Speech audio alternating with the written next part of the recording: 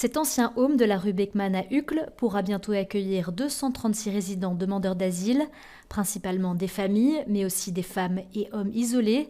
Pour le SAMU social mandaté ici par Fait d'Asile, c'est la fin d'une saga éprouvante. On est hyper heureux, avant tout pour nos hébergés, pour nos équipes, parce que c'est vrai que l'attente a été très longue, très difficile cet été. Déjà parce que les conditions d'accueil dans le centre à Koekelberg ne sont vraiment plus adéquates. Et puis parce que la rentrée scolaire approche et que les familles étaient vraiment très inquiètes.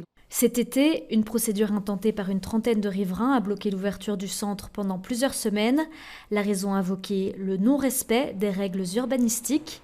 La commune avait soutenu ce groupe de riverains.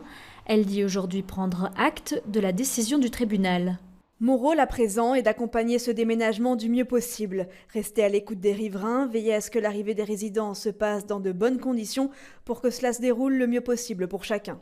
La commune s'engage aussi à élaborer une charte afin de définir les droits et les obligations de toutes les parties concernées. Le SAMU social annoncera la date du déménagement dans les prochains jours et reprendra dès que possible les réunions avec les habitants. Je pense qu'un gros problème dans cette séquence, c'est l'information.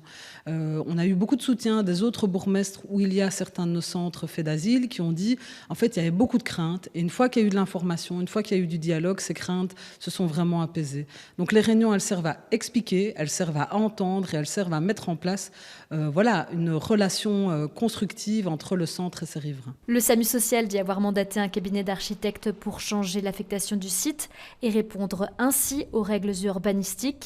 De leur côté, les riverains à l'origine de la procédure étudient encore cette décision de justice et réfléchissent aux suites à lui donner.